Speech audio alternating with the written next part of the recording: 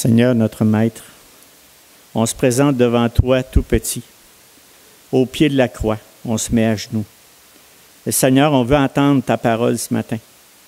On veut vraiment, Seigneur, que tu nous fasses du bien. Ce matin, c'est un sujet qui n'est pas évident, Seigneur Dieu. Puis même pour moi, Seigneur, j'ai besoin que tu me diriges par ta parole, te diriges par ton Esprit Saint, afin qu'on puisse vraiment comprendre l'expérimentation du bien et du mal. Seigneur Dieu, c'est quelque chose que tu as dit dès le commencement de la création. Et Seigneur, l'homme a décidé d'en faire autrement, de vraiment connaître le bien et le mal. Seigneur Dieu, ce matin, ouvre nos cœurs. Ouvre vraiment nos cœurs de façon à ce qu'on puisse en saisir une partie, parce que moi-même, Seigneur, c'est loin d'être profondément ancré dans mon cœur. Parce que notre nature humaine, elle est contre. Elle est vraiment, Seigneur, contre ta volonté. Mais aujourd'hui, Seigneur Dieu, aide-nous à bien saisir le pourquoi de notre existence, le pourquoi de ta gloire et le pourquoi qu'on a été créé. Seigneur Dieu, merci pour ce temps qu'on a ensemble, que cette parole bénisse mes frères et mes sœurs et que ça nous donne un entendement afin que ton nom soit glorifié ce matin. On te le demande vraiment. Amen. C'est ça, le titre du message, expérimenter. Bonjour à tous en passant, ceux que je n'ai pas salué, mais j'en ai vu la majeure partie, mais ceux que je n'ai pas vus, bonjour. C'est ça, c'est expérimenter le bien et le mal. Et vous savez, j'avais mis 3 versets, 1 Pierre 3, 10 et 12 à 12, mais en réalité, j'ai dit, il y a beaucoup de choses qu'il y a à dire en 10, 11 et 12.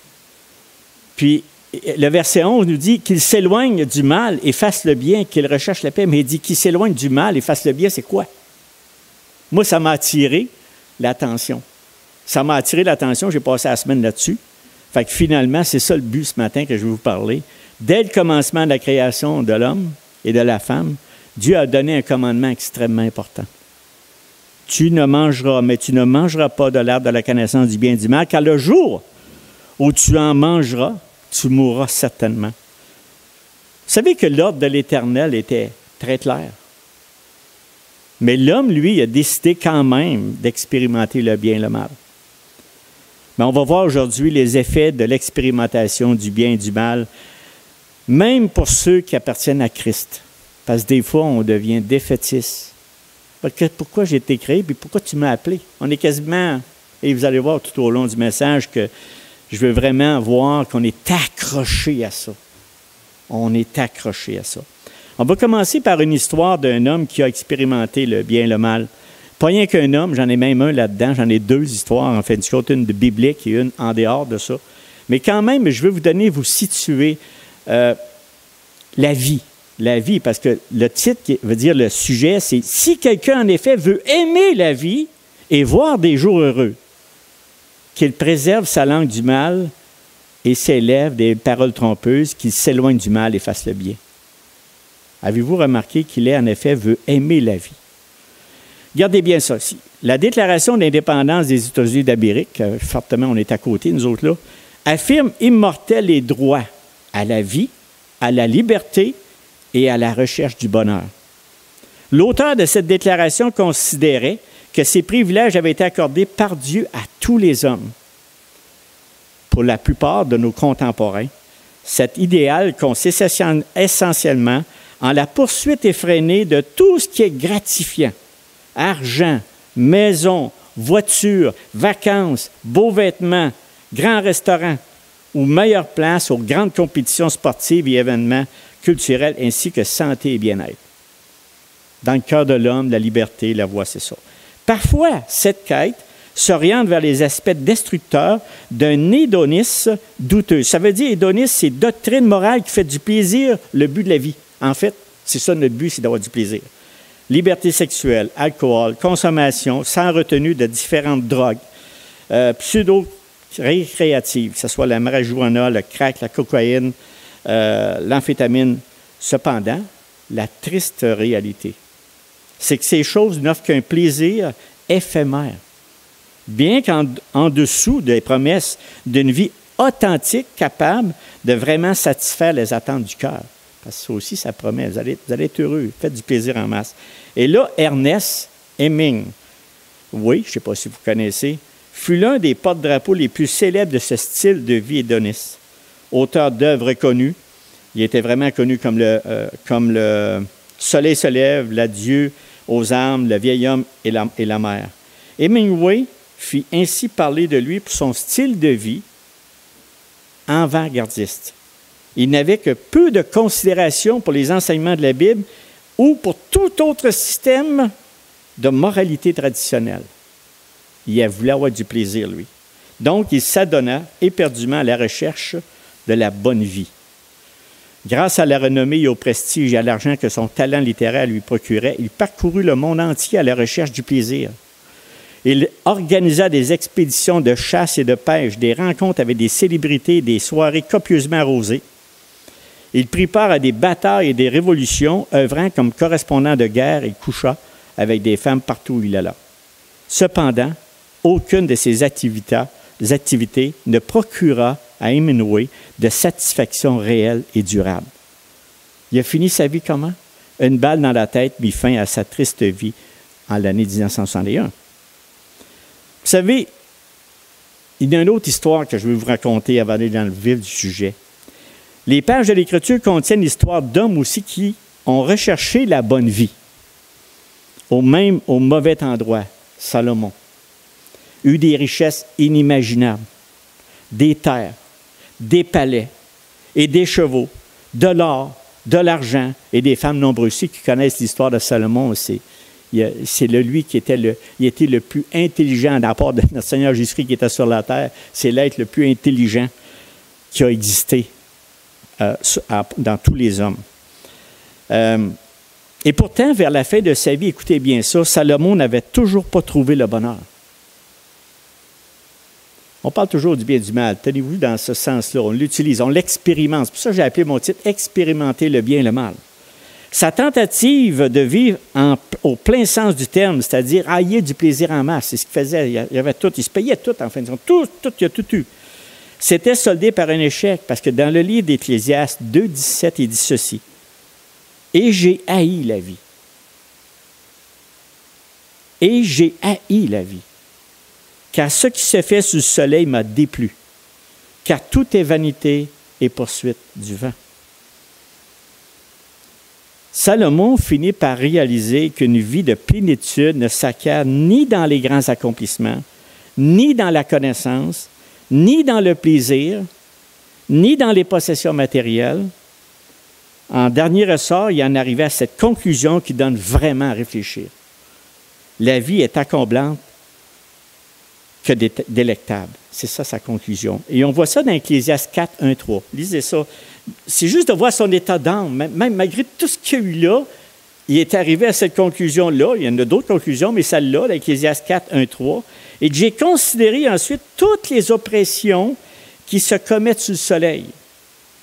Et voici, les opprimés sont dans les larmes et personne ne les console. Ils sont en but à la violence de leurs oppresseurs et personne ne les console. Et j'ai trouvé les morts, tenez-vous bien, et j'ai trouvé les morts qui sont déjà morts plus heureux que les vivants qui sont encore vivants. C'était le plus sage, là. Et plus heureux que les uns et les autres, celui qui n'a point encore existé. Et qui n'a pas vu les mauvaises actions qui se commettent sur le soleil. Vous savez, quand tu lis ça, là, ça apporte vraiment à réfléchir. Vraiment. Ces deux exemples que je viens de vous expliquer sont l'opposé l'une de l'autre en rapport avec Dieu. Puisque l'un avait peu de considération pour les enseignements de la Bible, tandis que l'autre avait beaucoup de considération sur la puissance de Dieu. Il savait que c'était la puissance de Dieu. Il en était béni par son père David. Puis il vivait tout ça en plénitude. Puis tout ce qu'il demandait, il l'avait. Et pourtant, il connaissait vraiment la force du Dieu Tout-Puissant. Donc, je veux dire, on vient de voir deux extrêmes. Mais en ce qui concerne l'opulence dans leur vie, les deux, c'était similaire, ainsi que la liberté et la recherche du bonheur. Donc, on peut conclure qu'ils sont arrivés à la fin de leur vie à une réelle insatisfaction de la vie sur la terre, un vide total et même un dégoût de la vie, comme on a dit tantôt. Là, j'aimerais faire vraiment une mise au point importante. Je ne suis pas en train de dire que toutes les personnes qui sont riches, célèbres, finissent par un suicide ou une grande déprime comme Salomon, là. Je voulais juste donner des exemples, il y a multiples. Ils ont toutes la même conclusion, qu'importe comment ils finissent, une insatisfaction. Tout comme ceux qui sont moyennement riches ou pauvres sont exempts de cette liberté de recherche du bonheur. On ne peut pas rien enlever à personne, parce que tous les êtres humains, tous les êtres humains qui vivent sur terre, riches, moyennement riches, les pauvres, croyants et non-croyants, sont constamment à la recherche du bonheur. C'est profond dans notre cœur. Depuis notre enfance jusqu'à aujourd'hui, on a pris des décisions que nous jugions être les meilleures pour nous. Qu'on en soit conscient ou pas. Qu'on soit conscient ou pas. On organise nos vies dans le but d'être heureux. Mais comment se fait-il que cette bonne volonté conduise tant de gens à être si malheureux? Même pour les personnes qui appartiennent à Jésus-Christ. Vous ne voyez pas ça? C'est le but de mon message. Parce que quand même de bon, il faut vous écouter jusqu'à la fin, mais c'est le but de mon message. Même les enfants qui appartiennent à Christ, des fois, sont dans des déprimes. Parce qu'il manque la compréhension du bien et du mal. Et on va y arriver. Un des éléments majeurs que la parole de Dieu dit clairement, et ça, c'est un verset qu'il est constamment, assez régulièrement dans mon esprit. Très régulièrement, mais je vous dirais souvent. Très, très souvent. C'est Proverbe 14, 12, 16. Et ça, là, ce verset-là, mes frères et mes sœurs, c'est que telle voie paraît droite à un homme. Comment deux fois je me suis dit ça? Mais son issue, c'est la voie de la mort. Au milieu même du rire, le cœur peut être affligé et la joie peut finir par la détresse. Celui dont le cœur s'égare se rassasie de ses voies. De ses voies. Et l'homme de bien se rassasie de ce qui est en lui. Comprenez bien, vous pourrez relire ça. Proverbe 14, 12, 16. L'homme simple croit tout ce qu'on dit, mais l'homme prudent est attentif à ses pas. Le sage a de la retenue et se détourne du mal, mais l'insensé est arrogant et plein de sécurité. Comme le dit fort bien ce passage biblique, l'homme vit dans un monde où les apparences le trompent continuellement. Il ne faut pas se leurrer, là. Continuellement. Combien de fois avons-nous emprunté des voies qui paraissaient vraiment, effectivement très bonnes, mais qui nous ont conduits au malheur? Je ne suis pas exempt de ça, là. On prend des décisions, des fois, qui nous amènent dans le malheur. Ce texte ne dit pas que l'homme prend volontairement la mauvaise voie, mais plutôt qu'il est trompé par sa perception des faits. C'est pas pour rien qu'on a le livre de vie, qui est la Bible. Si on n'avait pas la Bible, avec quoi qu'on se dirige? Avec quoi qu'on fait quelque chose? Avec quoi qu'on peut discerner le bien et le mal? Donc, on est trompé souvent par la perception des faits qu'on a, parce qu'on évalue ça selon notre vision, qui est souvent très trompeuse, parce que les voies paraissent droites à nous, à nos yeux, alors qu'ils ne le sont pas. Cette voie, elle amène où? À la mort. Et pourtant, dans notre plus profond de notre cœur, on croyait que ça nous amenait à la vie. Vraiment. Malgré un avertissement assez clair de la part de Dieu, la grande majorité des personnes qui vivent sur cette terre décident quand même de profiter pleinement de la vie que par le plaisir, sans s'occuper de ce que Dieu pense. Toutefois, j'aimerais faire une petite précision.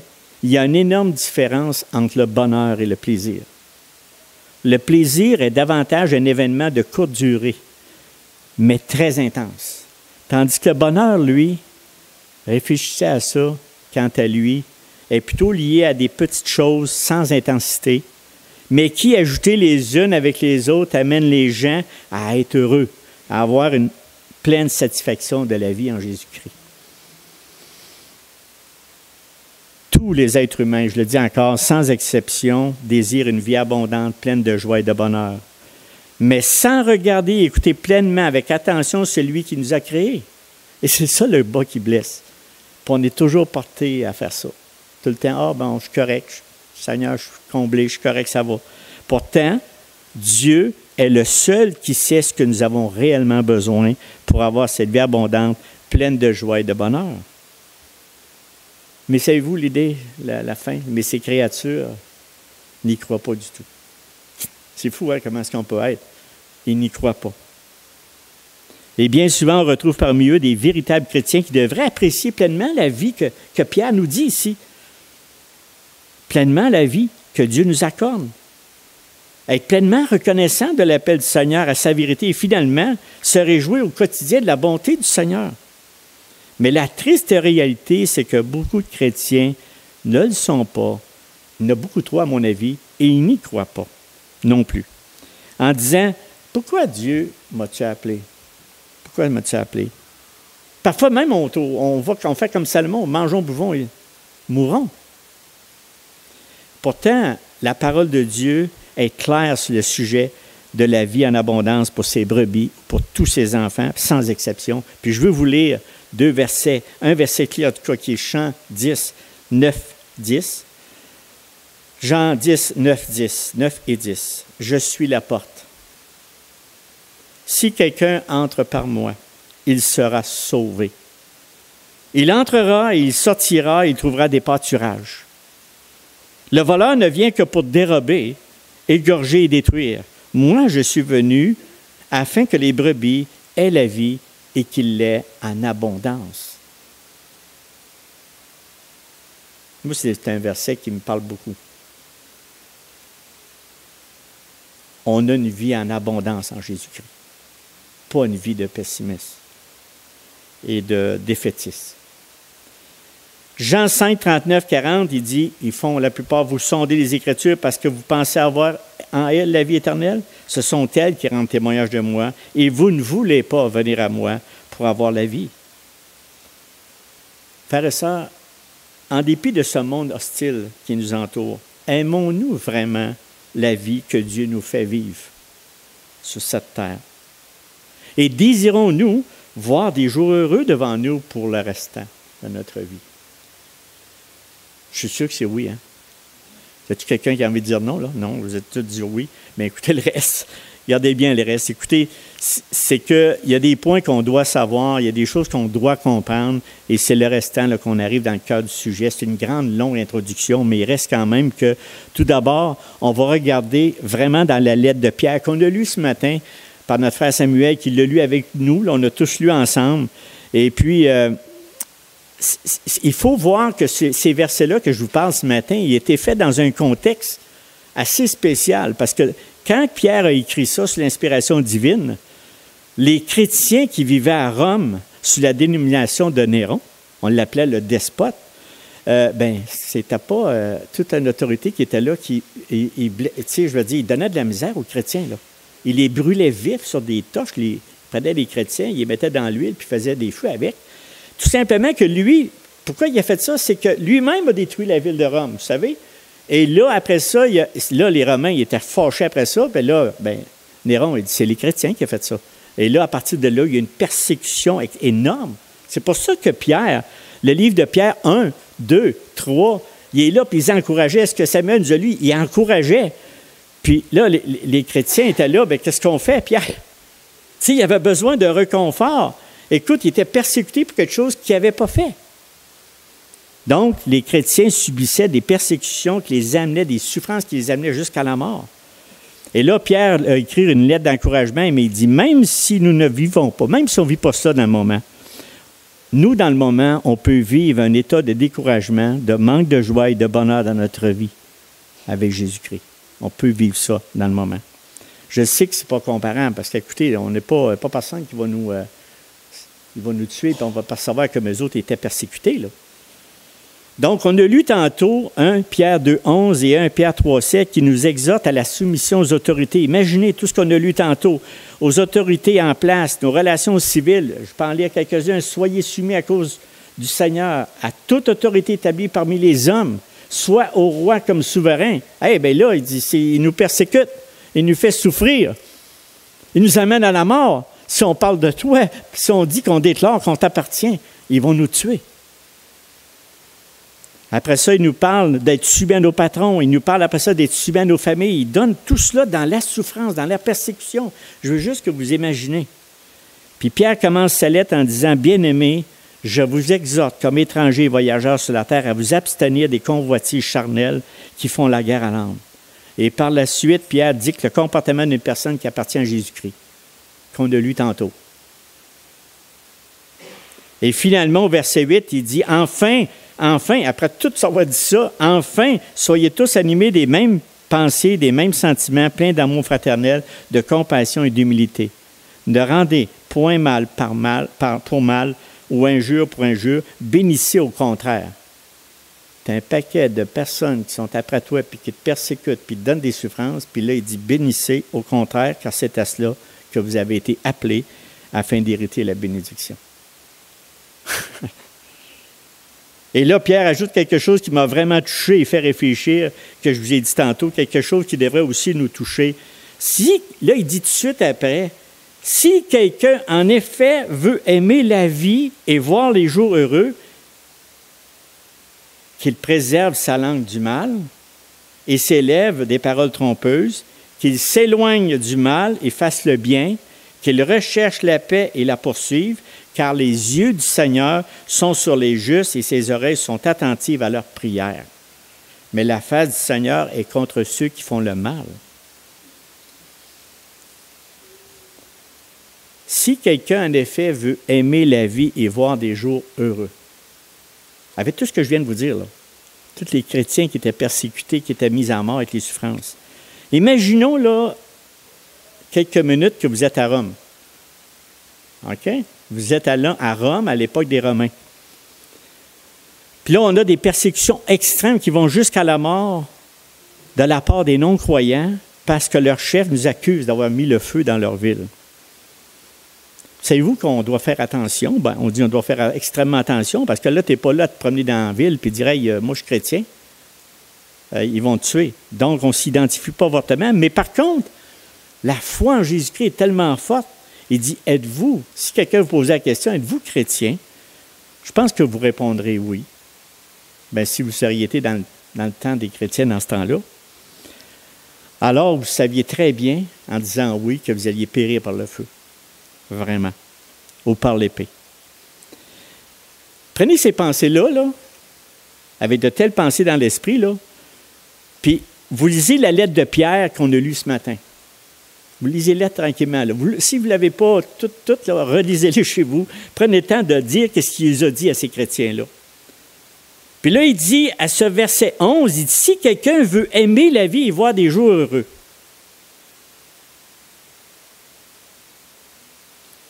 Moi, là, je regarde Pierre, j'ai dit, Pierre, t'es-tu tombé sur la tête? T'es humain, là. T'es humain, là. Regardez, il ne faut pas penser qu'on n'est pas humain, là. T'es-tu tombé sur la tête, Pierre? Tu nous demandes si quelqu'un veut aimer la vie et voir des jours heureux. Nous devons supporter tout le mal et les injures qu'ils nous font à chaque jour, sans jamais se révolter, sans jamais dire un mot, un traître mot, sans aucune vengeance, sans aucune animosité. Nous devons rester là et subir toutes les persécutions jusqu'à la mort.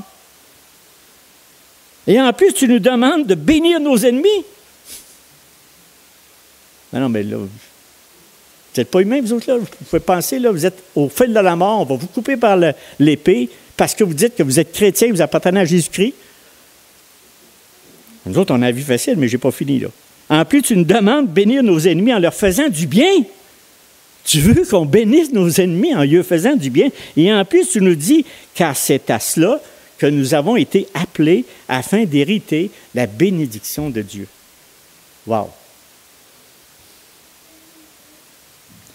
La réponse de Pierre est quoi? Oui.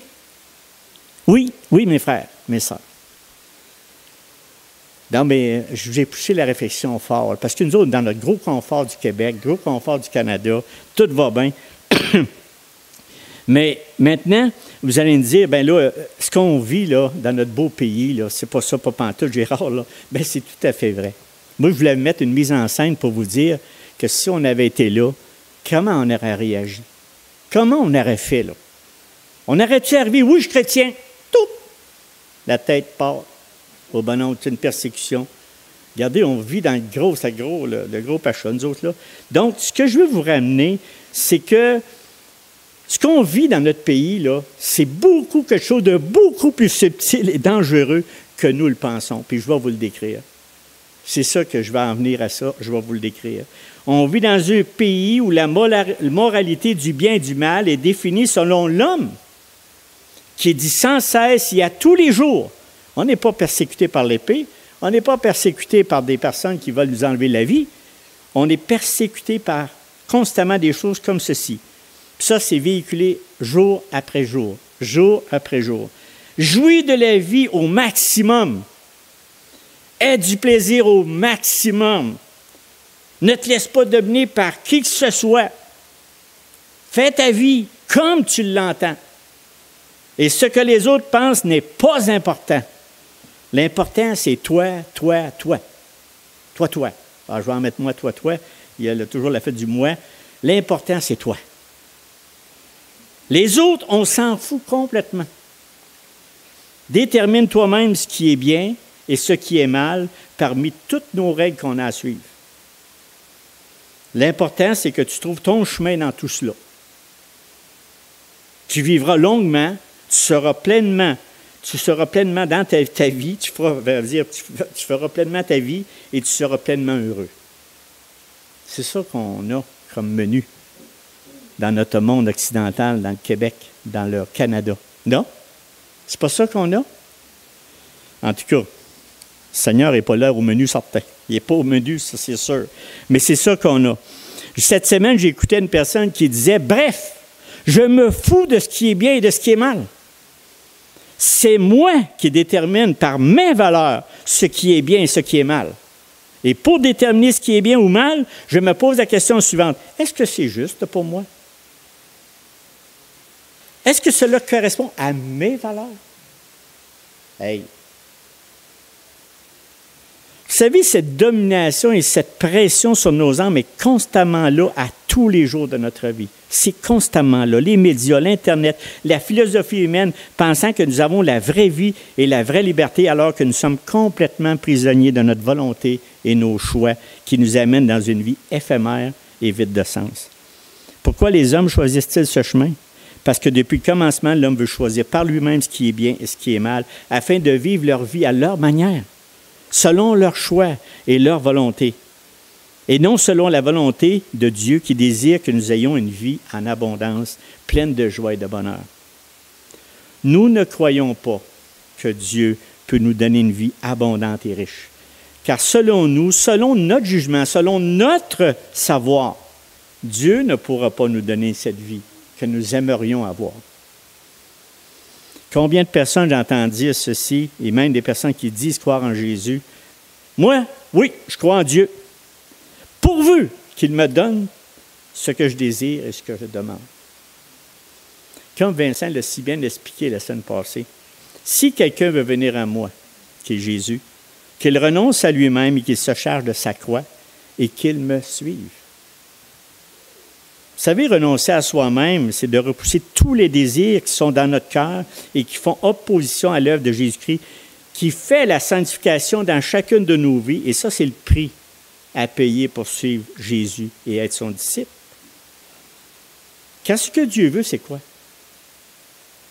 C'est notre sanctification, afin que nous puissions aimer la vie et voir des jours heureux dans notre vie.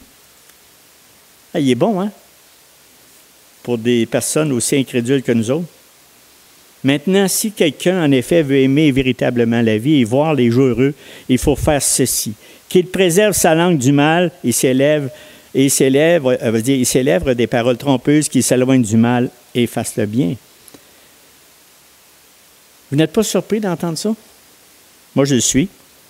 Car Pierre aurait pu dire, si tu veux aimer la vie et voir des jours heureux, il aurait pu dire, aime ton Dieu de tout ton cœur, de toute ton âme et de toute ta force. Non, c'est pas ça qu'il a dit. C'est pas ça qu'il a dit. Qu'il préserve sa langue, préserve ta langue du mal et ses lèvres des paroles trompeuses, qu'il s'éloigne du mal et fasse le bien. Spécial, là. C'est étonnant ce que Pierre a dit. Le monde qui nous entoure a perdu le sens du bien et du mal. Même le chrétien finit par être séduit en croyant qu'il n'y a presque plus de péché. Il n'y en a presque plus. Que finalement, la majorité des gens sont bons. Ils ne sont pas si pires. Nous faisons beaucoup plus de bien que de mal. C'est la philosophie de ce monde. Nous finissons par ne plus voir vraiment le bien et le mal. Des fois, je parle avec des chrétiens, puis c'est pas si pire. Hey, le péché est là. Le mal est là. Le mal est là. Puis on est rendu que le mal devient bien si on ne fait pas attention. Même qu'on finit par accepter des comportements que Dieu, dans sa parole, clairement définit ce mal. Puis on dit, bien là, peut-être qu'il est temps de changer et c'est rendu bien. Ça ne marche pas. Regardons ce que Salomon, malgré son écœurement de la vie, a écrit à la fin de son livre, Ecclésiaste 12, 15, 16. Et ça, là, c'est assez... J'ai médité là-dessus. Écoutons la fin du discours. Malgré toute sa folie, là, sa dépression et toutes les choses, bon. Écoutons la fin du discours. Crains Dieu et observe ses commandements. Moi, je dis, c'est assez. Pourquoi il y a point? Il aurait pas arrêté là. Et il dit, c'est là ce que doit faire tout homme. Merci, Salomon. Il est inspiré de Dieu, il l'a écrit. Car Dieu, et là, ça, là. Car Dieu amènera toute œuvre en jugement au sujet de tout ce qui est caché, soit bien, soit mal. Une autre version, dans la version sommaire, il dit en effet, Dieu jugera toute œuvre, même celles qui ont été accomplies en cachette, les bonnes et les mauvaises. Mais là, j'ai dit, Salomon, pourquoi tu n'as pas écrit seulement le mal? C'est le mal qu'on cherche à cacher et non le bien. Puis là, on va être jugé sur le bien et le mal. Comprenez-vous quelque chose? Je m'en viens, ça arrive. Vous savez, dès mon enfance, on m'expliquait qu'il y avait deux petites voies. L'une était du bien et l'autre du mal. Petit ange cornu, puis un autre ben en ange. En tout cas, il était beau, puis l'autre lettre. Si tu fais le bien, Dieu te bénira et tu iras au ciel. Mais si tu fais le mal, tu seras puni et tu iras en enfer. Bien entendu, selon moi, avec une pleine conviction, dans ma connaissance que j'avais là, j'étais sûr d'aller au ciel et d'être avec Dieu, car Jésus, le Fils de Dieu, était mort pour mes péchés et qu'il avait donné sa vie pour les pécheurs. J'étais conscient que je commettais des fautes. Mais Christ est mort pour moi. Et je ne fais pas des gros péchés, moi, là. C'est des gros péchés mortels qu'on appelait. Donc, j'étais sûr d'aller au ciel. Jusqu'au jour où Dieu m'a révélé. Vous savez, je n'avais pas d'inquiétude là-dessus. Moi, je dis, regarde, moi, je fais le bien, là. C'est pour ça que Salomon dit, tu seras jugé soit le bien, soit le mal. Moi, pour moi, je faisais le bien. Mais c'était pas bien. Jusqu'au jour que Dieu m'a révélé que son Fils Jésus-Christ, qui était mort pour mes péchés, reviendrait sur la terre pour venir chercher son peuple qui lui appartient. Comment ça? Je dis, Dieu n'a pas fini ça. Cette affaire-là, il n'avait pas réglé ça, qu'il est venu sur la terre puis il est reparti. Ce retour de Jésus-Christ, le Fils de Dieu sur la terre, m'a vraiment touché. Puis ça me touche encore aujourd'hui parce que j'ai tellement hâte qu'il revienne régler les problèmes qu'on a. Il devrait venir installer son royaume, installer vraiment sa plénitude sur cette terre, de nouvelles terres, des nouveaux cieux. C'est ça que j'aspire, mes frères et mes sœurs, c'est ça que j'ai le goût de voir. Bien, frères et sœurs, que nous soyons croyants ou non-croyants, même si nous avons la pleine conviction intérieure que nous sommes une bonne personne qui fait seulement le bien basé sur nos critères, nous accomplissons des œuvres que Dieu amènera en jugement, soit bien, soit mal. Ce sont des œuvres que Dieu ne tient pas compte. Retenez ça. Ça ne veut pas dire qu'il ne faut pas faire le bien, mais ce n'est pas le bien qui va nous amener le salut. C'est son Fils Jésus-Christ, qu'on croit qu'il est mort sur la croix pour nos péchés. Sans ça, il n'y a jamais personne qui passerait. Pas un. Crois au Seigneur Jésus, tu seras sauvé. La plupart des gens ne connaissent le christianisme que superficiellement parce qu'ils portent peu d'intérêt, parce que la majorité, toutes dénominations confondues, marchent rarement vraiment sur le plan de Dieu. Je ne dis pas ça pour mépriser, c'est parce que ce que je veux dire, bien souvent, la mission principale de l'Église, c'est de faire le bien. Écoutez, là, vous amenez à Jésus, puis là, nous autres, là, tout ce qu'on vise, là, il y en a les Écritures, c'est de faire le bien, faire des œuvres pour le bien. Mais alors qu'en réalité, en fait du compte, c'est les Églises essaient de mettre de la moralisation. C'est pas parce que je compte la moralisation, c'est pas parce que je dis que le bien n'est pas bien à faire. Mais par contre, ça n'a pas de poids au niveau du salut. Si on appartient à Jésus-Christ, réellement, sanctifié par son sang, qu'on a vraiment été lavé par son sang, on va faire le bien. Mais attention, c'est pour ça que les règles qui sont écrites du bien, quand on dit faire le bien, faisons le mal, pas faire le mal, mais faire le bien, c'est selon les critères de Dieu. Pas selon nos critères à nous autres, comment on considère le bien. Vous me comprenez? C'est vraiment une fausseté dans l'Église. La moralisation n'est pas le but de l'Église. La moralisation en fait partie, mais n'est pas le but principal. Et c'est pour ça que les gens de l'extérieur puis nous regardent. « Hey, le chrétien, nous autres, on fait ça, nous autres, on fait ça, le bien, nous autres, qu'est-ce que tu fais là? » Oui, mais c'est parce qu'il y a d'autres choses au travers de ça, là. C'est que le Fils de Dieu est mort pour toi. Il est mort pour moi. Et le reconnais-tu?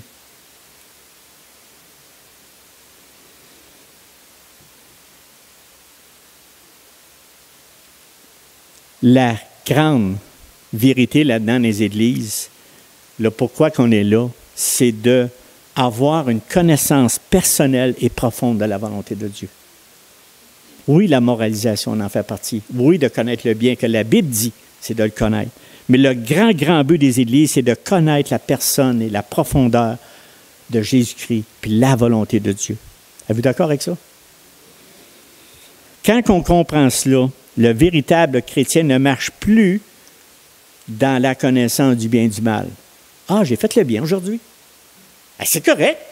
Tu as fait le bien. Ça va. Mais arrête pas là. Parce que ce n'est pas ça le plan de Dieu. Le plan de Dieu, si on le dit dans la connaissance du bien et du mal, comprenez?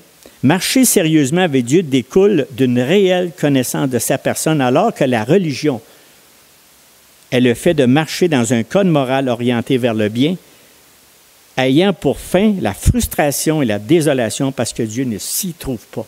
Fait que si quelqu'un veut faire toute sa vie le bien en croyant que Dieu l'honore, puis qu'il est d'accord avec ça, pas de problème. Mais ça n'y amènera pas s'il ne croit pas en Jésus-Christ, puis s'il n'a pas mis sa vie dans les mains de Jésus-Christ. C'est lui qui est le chemin, la vie et la vérité. Un autre point important à comprendre en rapport avec le bien et le mal, c'est la philosophie de ce monde traduit le mal contraire au bien. En fait, la connaissance du bien et du mal n'est rien d'autre que l'affectivité, c'est-à-dire que l'affectivité qui est un ensemble des phénomènes affectifs renfermant émotions, sentiments, passions. Ça n'est toutes des choses qui se véhiculent. C'est une philosophie. Par exemple, la joie ou la tristesse, dans la mesure où nous en sommes conscients. Il essaie de définir. Bien là, si tu as fait le bien, fais le contraire du mal.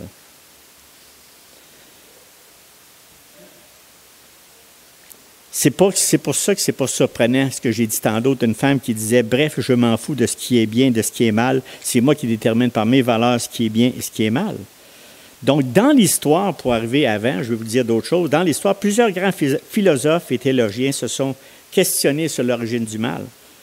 Mais il n'y a pas que l'origine du mal qui devrait nous intéresser. Le bien aussi tire son origine de la chute d'Adam. Là, je vais vous poser une question, là, claire. Est-ce que le mal est le contraire de bien? C'est tellement ancré dans nous autres, ça, là. C'est tellement creux dans nous autres, là. Même, je posais la question à mon petit-fils, puis il dit « Oui. » La réponse, c'est non. C'est vraiment non. Dieu démontre dans sa parole que le mal n'est pas le contraire du bien. C'est ce qui veut se mettre à la place du bien. Mais vous suivez? C'est ce qui veut se mettre à la place du bien.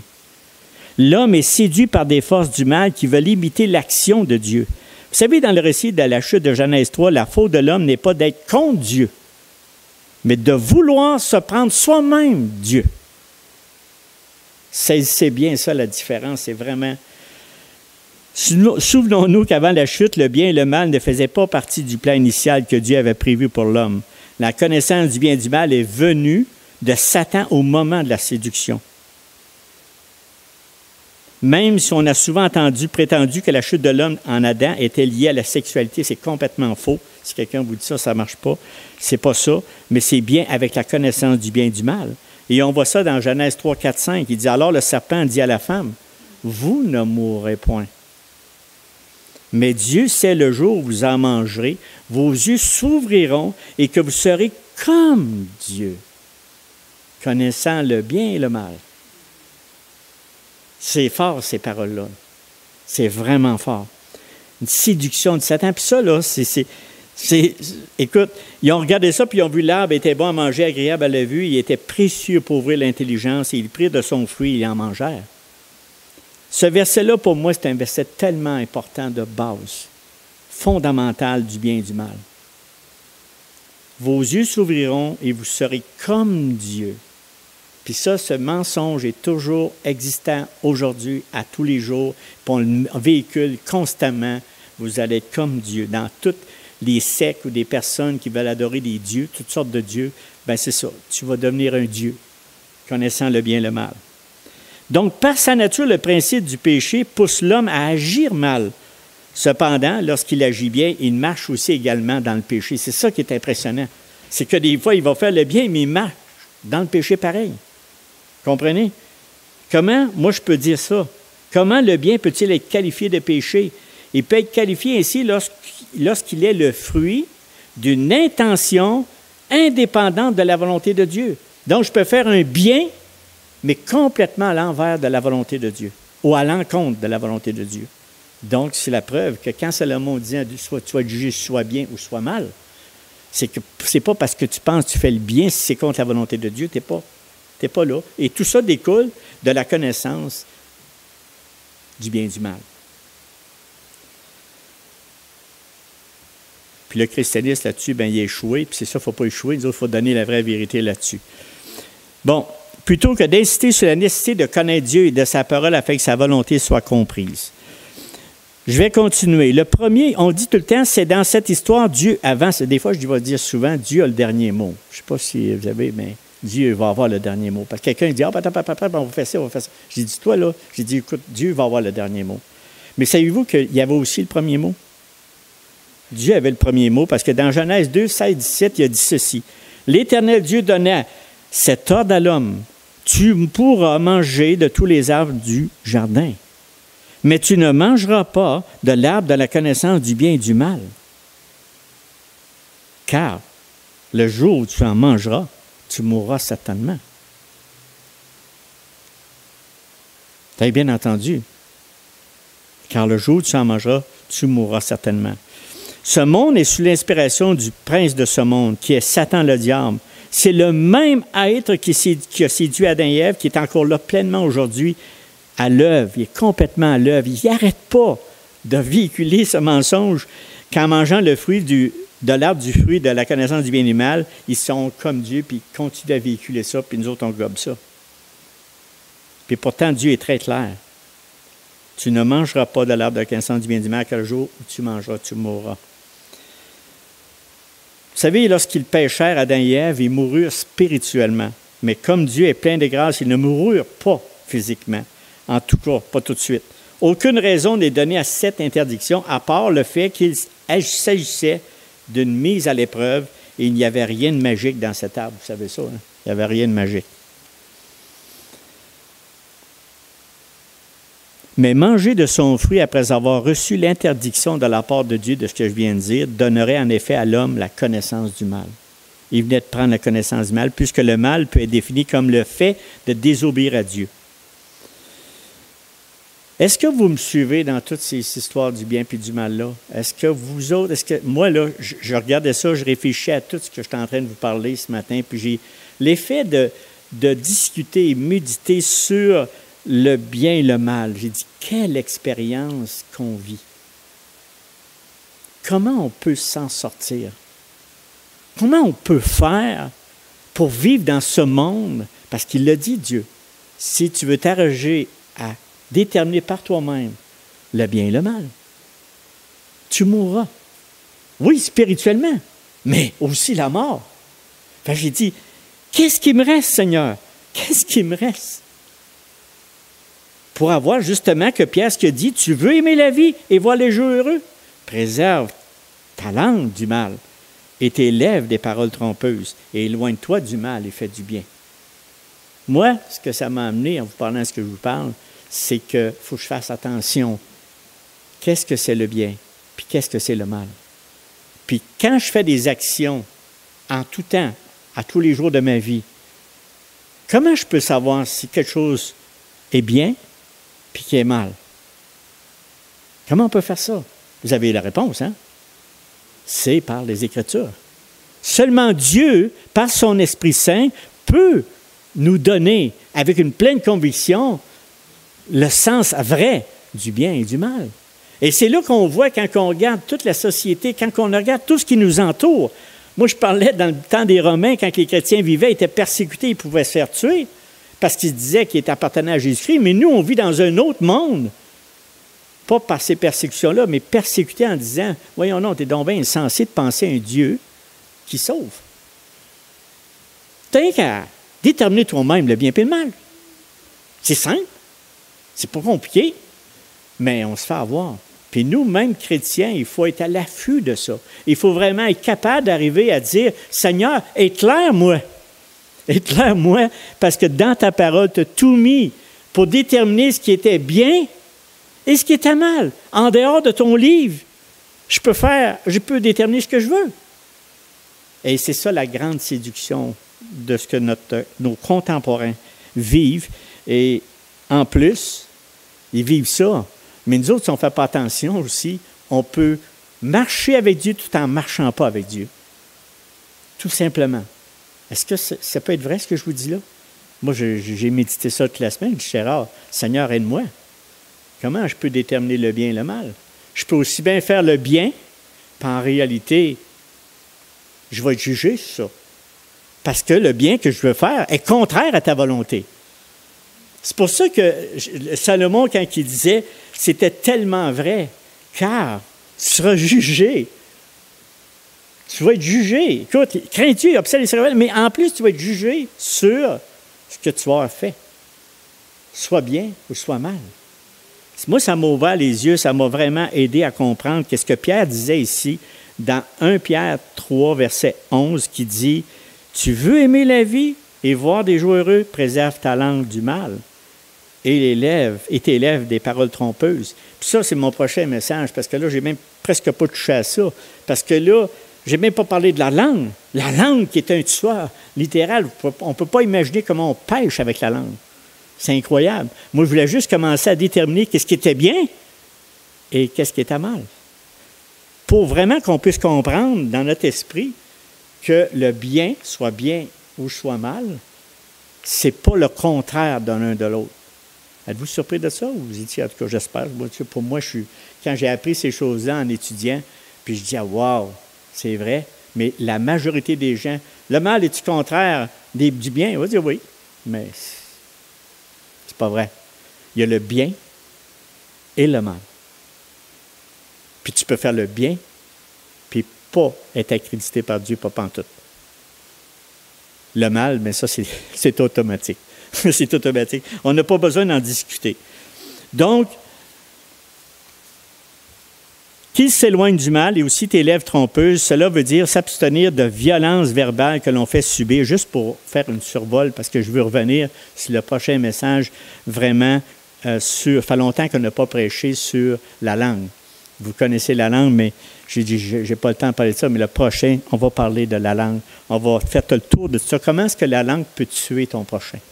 Comment la langue peut faire énormément de bien, puis elle peut faire énormément de mal.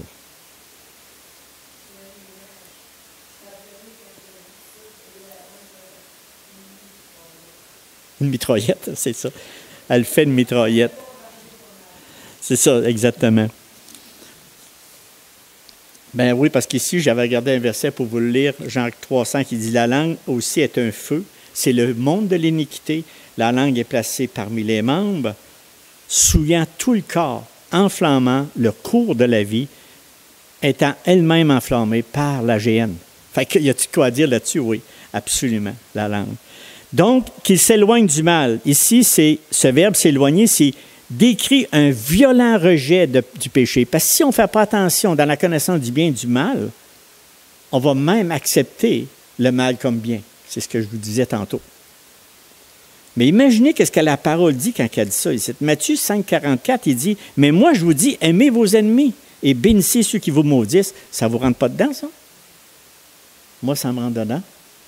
Oui. J'ai dit, Seigneur, quand une situation désagréable m'arrive par un propos d'une langue que quelqu'un t'a faite, rendez pas le mal par le mal ou injure par injure. Je suis obligé de penser à ça. Seigneur, tu veux que je bénisse cette personne qui vient de me maudire? Faites du bien à ceux qui vous voyaient, c'est prier pour ceux qui vous maltraitent et qui vous persécutent. Frères et sœurs, on vient de faire le tour. L'expérimentation du bien et du mal. Si vous regardez, prenez une concordance, puis prenez le mot « mal », le bien et le mal. Vous allez être surpris qu'est-ce que Dieu dit. Même ici, il dit ici, dans la parole, « Car les yeux du Seigneur sont sur les justes et ses oreilles sont attentives à leur prière, mais la face du Seigneur est contre ceux qui font le mal. » Que tu regardes dans les psaumes, que tu regardes dans tout le livre de la Bible. Le mal, on est tous conscients que le mal va nous éloigner de Dieu, puis on est tous conscients que ce n'est pas les voies de Dieu. Mais ce que je veux vous retenir aujourd'hui, dans le message aujourd'hui, c'est que le bien, en pensant que vous faites le bien, vous pouvez aussi pas faire les choses que Dieu aime. C'est ça le but du message. C'est de faire attention que qu'est-ce qu'on voit bien soit vraiment des Écritures, puis qu'ils viennent vraiment des Écritures. Parce que le reste, ça peut être bien, mais à nos yeux. Mais ça ne veut pas dire que Dieu va accepter ça. Puis aussi, ça nous enlève le goût de se péter les bretelles puis de dire, Seigneur, regarde comment ton serviteur, il est bon. Il n'est pas bon, ton serviteur, parce qu'il est pécheur par-dessus tout. Et c'est pour ça qu'on a besoin de son aide. On a besoin constamment des Écritures. Pourquoi? Pour nous aider à faire le bien, à s'éloigner du mal et à faire le bien. Que Dieu vous bénisse par cette parole, mes frères et sœurs. Partez avec... puis là, c'est l'amour. Il faut s'aimer les uns les autres, mais ça, on arrête là. Je vous aime, puis on va prier pour finir cette prédication. Seigneur notre Dieu, merci pour avoir conservé ce livre, Seigneur, jusqu'à aujourd'hui. C'est tellement riche, qui était v'là 2000 ans, v'là 3000 ans, v'là 4000 ans, Seigneur. Qu'importe le nombre de centaines d'années que tu es toujours le Dieu vivant, tu es toujours le Dieu qui est en action. Et merci, Seigneur, d'avoir conservé ce livre de vie qui nous aide à aimer la vie, puis à être heureux. En pratiquant, Seigneur, ce qui est le bien et le mal, de ce que tu as écrit, c'est-à-dire en pratiquant seulement le bien, mais ne faisant pas le mal, bien, Seigneur Dieu, ton livre est la référence pour être heureux, est la référence pour avoir une vie abondante. Seigneur, bénis-nous, fortifie-nous, guide-nous, qu'on parte avec un cœur plein de joie et de paix. On te le demande au nom de ton Fils Jésus. Amen.